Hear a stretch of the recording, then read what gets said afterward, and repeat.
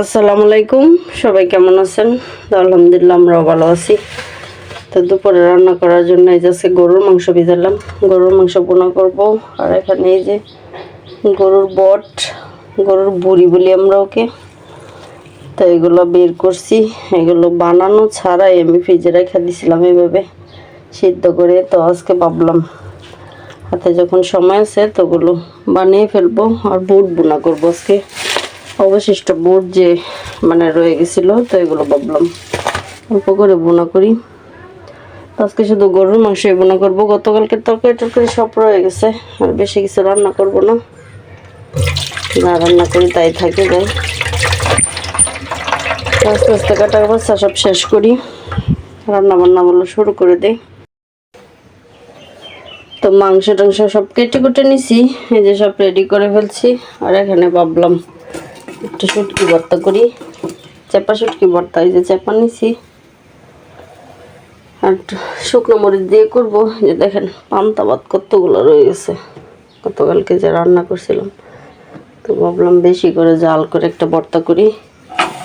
গরমের মধ্যে ঠান্ডা ভাত খাইতে ভালো লাগে, ভাতগুলো ফেলতে ইচ্ছা করতেছে না। এত সুন্দর টাটকা সব কিছুই ভালো, নষ্ট হয় নাই। তো ভাবলাম গরমের মধ্যে একটা ভর্তা বানাই, পান্তা ভাত যাই খাওয়া হয় অল্প কিছু খাওয়া হয়ে যাবে। তো এই যে চাপার ভর্তার জন্য সব কিছু টেলে নিই, তারপর ভর্তাটা বানাবো পাটাই।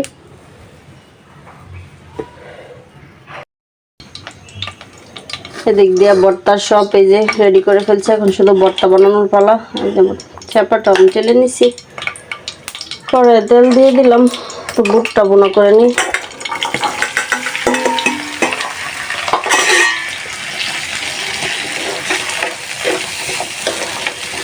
কারেন্ট চলে গেছে, কারেন্ট আসলে আমি কুকারে গরুর মাংসটা বসায় দিব।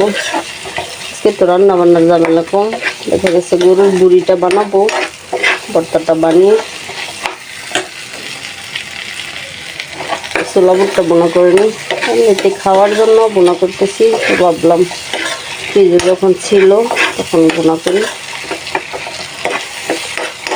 রোজার মধ্যে অনেকগুলো সিদ্ধ করছিলাম, তো সেজন্য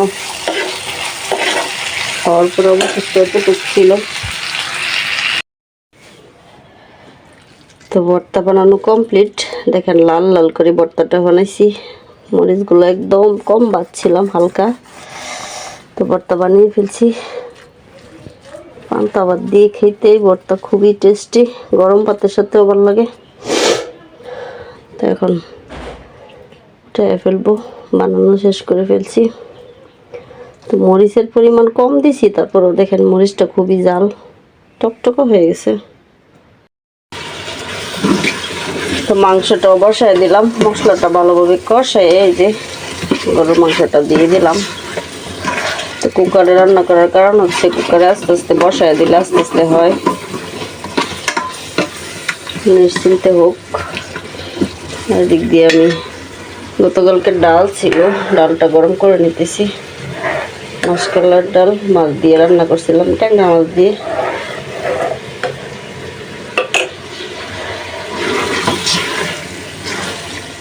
মাংসটা ভালোভাবে কষানো হোক, আর এদিক দিয়ে বুড়িগুলো বানিয়ে ফেলবো এখনই। তো গরুর মাংস রান্না করা শেষ। আর এখানে ডাল গরম করছি, গতকালকের ছোলা বোনা করছি। আর এই যে চেপার ভর্তা বানাইছি। তো এই দুপুরের খাবার দাবার আমাদের যত বেশি রান্না করা হয় তত বেশি থাকে, অল্প অল্প করে সব কিছু করছি। এখন শুধু গোসল করবো, ঘর মুছবো, নামাজ পড়বো। তো নামাজ কালাম গোসল সব কিছু শেষ করে আসলাম, দুপুরে খাবার খাবো। তো এইরকম দুপুরবেলা গরমের মধ্যে দেখেন এই যে লাল বাটা মরিচের ভর্তা, আর এই যে পান্তা ভাত নিছি, ভীষণ মজা। অনেকদিন পরে এই খাবারটা খাবো। এর মধ্যে ঠান্ডার মধ্যে দেখা গেছে কিছুই খাইতে ভালো লাগে না। তো বেশি করে মরিচ দিয়া, বেশি করে পেঁয়াজ দিয়া, চাপা দিয়া এই যে ভর্তা বানাইছি। খেয়ে দেখি কেমন হয়েছে। গরম ভাত তো রান্না করছি, তবে আমার গরম ভাত খাইতে ইচ্ছা করতেছে না মরিচের ভর্তা দিয়া।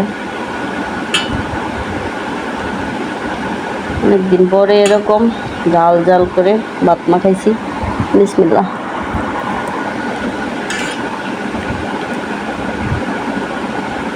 ভর্তাটা সেই মজা হয়েছে। সেপার যে একটা গ্রান আর শুকনো মরিচের একটা গ্রান, দুইটা একসাথে মিলে দারুণ হয়েছে।